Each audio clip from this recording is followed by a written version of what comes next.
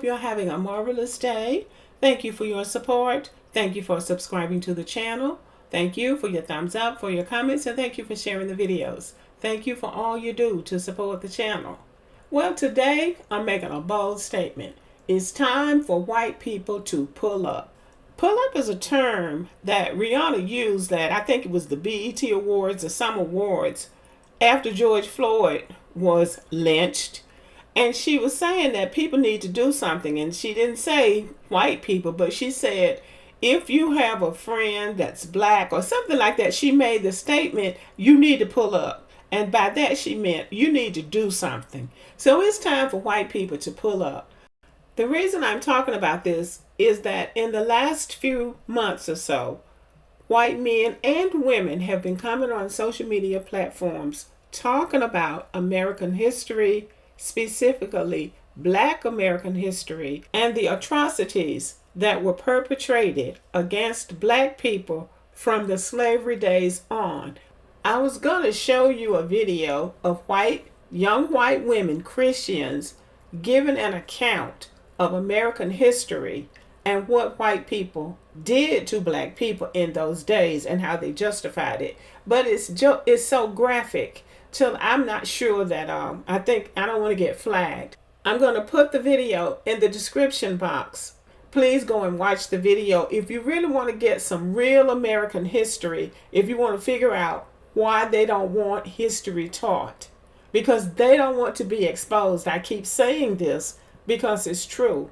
And the thing about it is they can't hide it because they wrote it down. The slaves couldn't read or write, so they didn't write down what was happening to them. White people wrote it down. It is important to note, they didn't think it was anything wrong with it. They laughed about it. The lynchings, the killings, they were funny to them because they thought that Black people were subhumans. We weren't human. We weren't civilized until they realized, no, it was the other way around. You're the one that's not civilized. You're the one that's a subhuman. So anyway, it is time for white people to pull up. Now, some of them are doing that, but more of that needs to be done. If you are friends with a white person, your friendship ought to cost something. They should be at least willing to acknowledge what has happened or willing to learn what has happened, because if they are not, they're really just upholding white supremacy. When they don't want to acknowledge what happened, because they know something happened. They know that we didn't have the same status that they had or that they have. So there's a reason for that. So if they're not willing to acknowledge that, then you don't have a friend, you don't have a spouse, you need to let it go. Now that's just what I think. So there's a real history here, and it's gruesome. And America doesn't want this history taught. And the reason they don't want the history taught, they keep saying they don't want white children to hate themselves. And I'm saying those white children are not going to hate themselves. And they probably won't hate being white as much as they hate what their foreparents have done. And that's what they're afraid of. They don't want these children to learn about that. Because if they do, they won't be so quick to reinforce white supremacy as they have done in the past. So their big thing now is saying stuff like, well, yes, there were bad things done in the past by certain people, but what they did to Black people wasn't about race. Well, the hell you preach, it was about race. And white kids are not stupid. They know that what their parents are teaching them at home right now is about race. When they come to school, they already know the difference between a Black person and a white person. I taught school for many years, as y'all know, and I taught the second grade for 9 years. And I taught predominantly white children. And there would be a time, once in a while, a white child would come to the second grade and wouldn't know what the N-word was. And the only reason they didn't know what it was because their parents weren't saying it at home. But overwhelmingly, those white kids knew what the N-word was, and they knew who the N-words were, including the teacher. And whenever the N-word came up, those children would freeze and look at me like somebody did something bad. Now, I didn't hear it often, but occasionally it would come up. But trying to tell the children now, trying to tell white children now that everything that has happened to Black people was not about race. Those kids know their parents are lying. So they're trying to convince black people. They always want black people to convince other black people that it wasn't about race. And that's where we come in. That's why it's important for us to know our history. Even when black people couldn't read and write, they still knew what was happening to them. And they still passed that history down to us in the South. They passed that history down to us. We knew stuff, and especially when we were in the segregated schools. And I think that's one of the reasons they decided to end segregation, because really we were doing as well in segregation probably as we're doing now. But they closed those schools because black people, in spite of everything else, black people were learning and progressing. And it's just like everything else. When we learn how to play the game, they change the rules. Everything that's done under white supremacy is done to benefit white supremacy. So the history is out there because they wrote it down.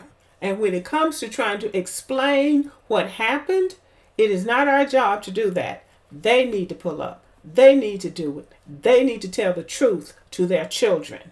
So what do they need to tell their children? Well, let's just do a quick introductory lesson. This will be the first lesson. The first lesson needs to be to tell their children that America was founded on conquest.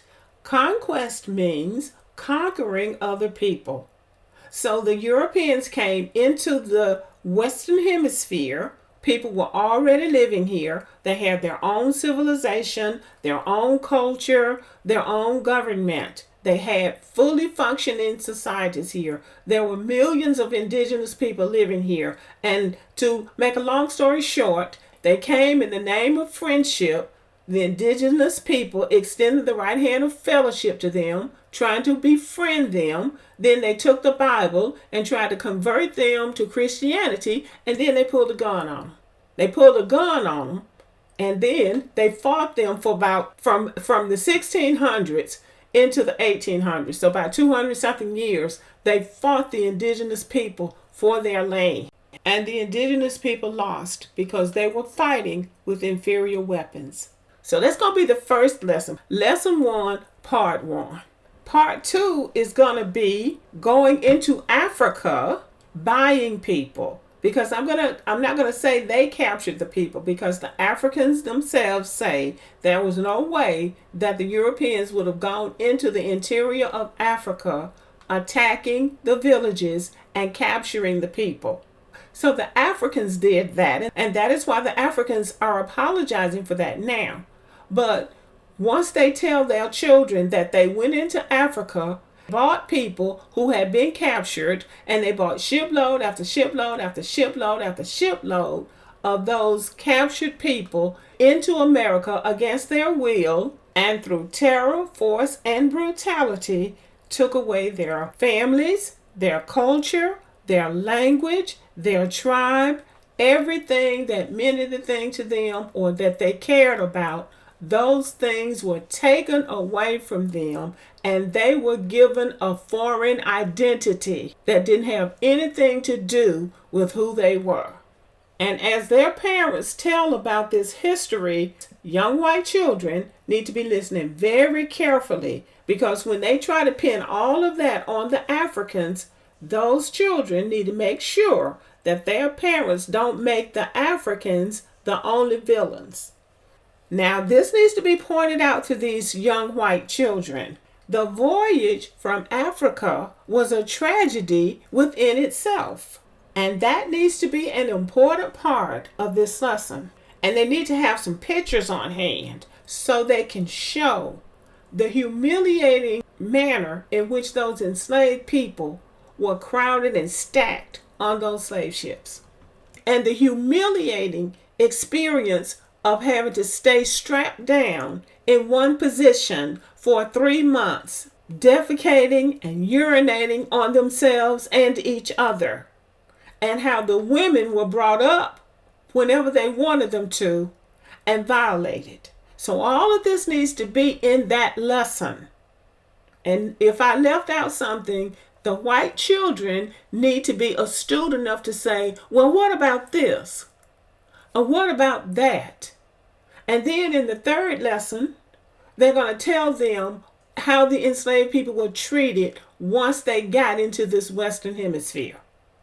White people need to pull up, they need to tell the truth so that their children don't go out there and find the truth on their own, which is what they're doing. And if they think their children are going to hate themselves, they're wrong. Their children are going to hate them, and they're going to hate their own history. Hopefully, their children will not be complicit in upholding white supremacy. And this is why white people need to pull up right now and be honest about what happened in America and what needs to be done to rectify what was done, because they can't pay us back. We can't be paid. We will never be paid. There is no amount of money that can pay black people for 246 years of chattel slavery, another 99 years of Jim Crow slavery, and then after slavery, all of the atrocities that have happened since then. I believe sometimes that's one of the reasons that young white women go hard for these black guys that they like, because I think they're trying to remove the stench of the past from themselves. And to be honest, I can't blame them. Now, the fact that the Africans did not sell their own people, but they captured and sold people that had migrated into their area. They were people of another tribe, another language, another culture. They were not the same people. That's something they could learn for another time, but they need to ask their parents, since you're so smart and you know so much and you know how to do everything, why were you over there buying people to come over here to work for you? You could do that work yourself. Or just go across the border and get the Mexicans, the people you say work so hard. They are such hard workers. Why not go to Mexico? Well, you're going all the way to Africa to get people to work for you when you've got a labor force across the border. Or go to China, where they work so hard and they can pass tests and everything. Why not go get them? These questions should be raised during this lesson. Now, this is just the first lesson. There are going to be lots of lessons. And then they're going to have to go and dig deeper. So they're going to keep adding lessons because it's so deep. It's painful and it's heartbreaking because you're talking about the destruction of a people. It is important for us to remember that the people living in Europe were the last to be civilized. So I don't think they understood that what goes around comes around. They didn't think they were going to have to face these things again. Matter of fact, they're not facing it. Their descendants are having to face this. They didn't think that what they were doing was important. They didn't think that, they had decided that we were not human beings. Remember the 3/5 compromise? We were just 3/5 of a human, so we weren't even a whole human being. They didn't think that that was ever going to come back up again. But it's up now.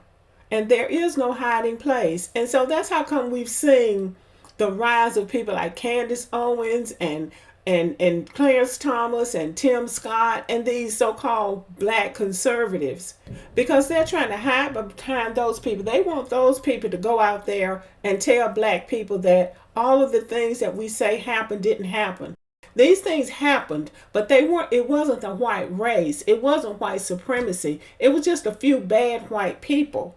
And it wasn't about race. It was just about those handful of white people that were so evil.